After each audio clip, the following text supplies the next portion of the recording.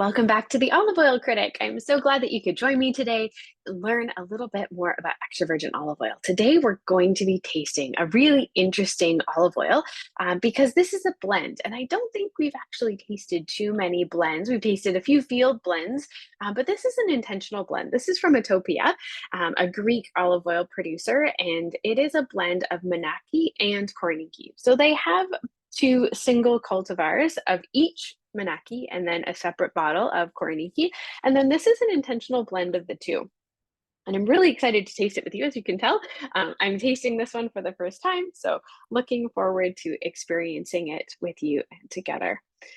Ooh, sometimes these anti-tamper pour spouts can take a while to pour out. So I was excited that I didn't have to try too hard to get the oil to come out of this bottle. But this is a beautiful bottle. I love these little ones. They also have a larger size. But this, like I said, is an intentional blend of Manaki and Koroneiki. So Koroneiki is synonymous with Greek oil. There is so much Koroneiki out there. Most Greek olive oils are of that cultivar, but Manaki is slightly more rare and harder to find. And it's a very approachable, delicate, it's a kind olive oil is the way that I like to describe Manaki. It is very grassy. It's very green. You've got notes of artichoke, a little bit of herbaceousness to it. It's very approachable. But again, it's quite grassy. It's quite fruity. You've got notes of apple as well as some green almond in it. It reminds me a little bit of Arbequina, but definitely more complex and less buttery than Arbequina, let's put it that way. But Manaki is a beautiful, very approachable olive oil. And this time they've actually blended it with Koroneiki. So mixing those kind of apple notes, the traditional banana notes, a little bit of green tomato in there with the Koroneiki, and then putting them together. Now, blending is very challenging. It is not easy to do because you want to balance the flavors. And when you have so much complexity in two separate cultivars, it can be really challenging to be able to get the blend right and create something consistent from year to year to year because each year is different.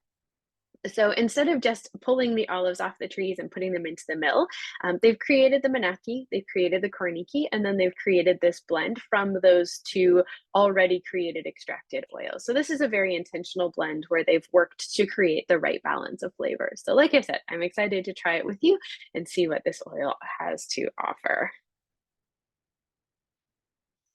Oh, it's very grassy right off the nose. Definitely get those notes of fresh cut grass, as well as a bit of artichoke leaf and some apple peel in there. It's quite delicate. I'd say it's a medium to delicate nose. It's not super overwhelming or really intense, but that also just speaks to the approachability of the Manaki in this oil. It's not going to punch you in the face like some different oils do. Some really strong Koroneikis definitely can be very, very intense. This oil is not.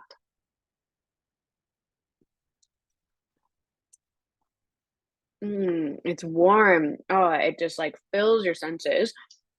Apple forward, artichoke forward, very grassy. Notes of a bit of like tannic mustard greens. You've got some endive, radicchio for sure. That bitterness lands on the side of your palate quite quickly, actually, after you taste it. The fruitiness comes forward as well.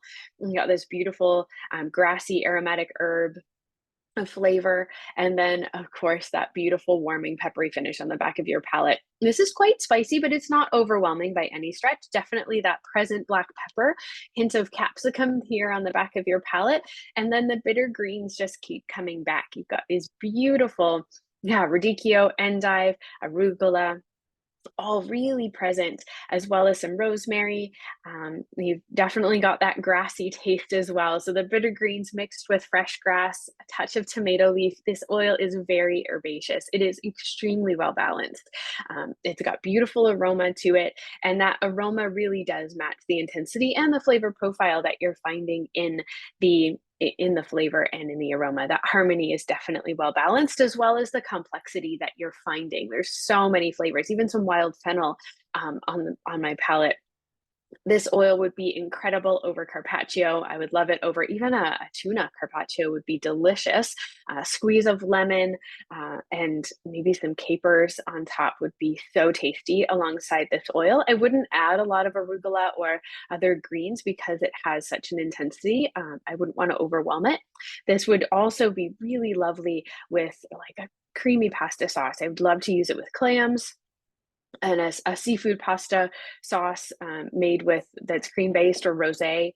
This would be a wonderful complement to. It would also be delicious with marinated feta. I'd love to do, some Kalamata olives, maybe some tomatoes, and then make a feta dish. Either marinate the feta in this oil as well, or just drizzle it on top of a salad using a little bit of red wine vinegar and lemon juice to just balance out some of those bitter notes and complement the saltiness of the feta and the complexity of the olives and the tomatoes. That would be so tasty. The other thing I would love to do with this oil is um, goodness, there's so much that you can do with it. But again, I love it in pestos. It would be really good on a bitter green salad. I would love to use it with maybe even some cranberries, some oranges, a citrus salad, just to kind of again balance out the citrus. Would really work well with the bitter notes. They would complement each other really, really well and enhance the fruitiness in this oil, making it much more apple forward. And so adding some citrus, thinking of like a citrus olive oil cake. This would be really tasty, and you could even use it in a little bit of frosting if you wanted to. But again, thinking of more salad dressings, I do like a citrus salad. Um, Using arugula or kale, some bitter greens, a little bit of radicchio, and then top it with some citrus, some cranberries to, again, you're adding that tartness back in, and then add a little bit of wine vinegar or citrus juice alongside the oil in the dressing, hints of honey or maple syrup just to add some sweetness in there, and this would be absolutely spectacular. The complexity of this oil is really lovely and it is incredibly well balanced. You can see the intentionality in the blend. You can find those notes of apple, the tomato leaf, a little bit of banana in from the Koroneiki, and then you can see the grassiness, the artichoke, those creamy qualities coming in from the Manaki, and just how they play together on the palate is really beautiful. Very intentionally created, blended, well made, and well loved. These trees are loved. There's an agronomist who goes through the grove and actually looks at the trees every 2 weeks to make sure that everything is developing as it should. There's so much intention that goes into creating this specific oil and the Ootopia brand oils. You can definitely taste it. You can taste the difference in this oil and what makes them so special, and the love and the care that goes into every single bottle. So this is another beautiful example of what they create at Ootopia. Questions, I am always here. Please feel free to put your notes in the comments if you have any. And of course, if you get a chance to taste this oil too, I would love to hear your thoughts. Thanks so much for sharing some time with me and learning a little bit more about olive oil every day.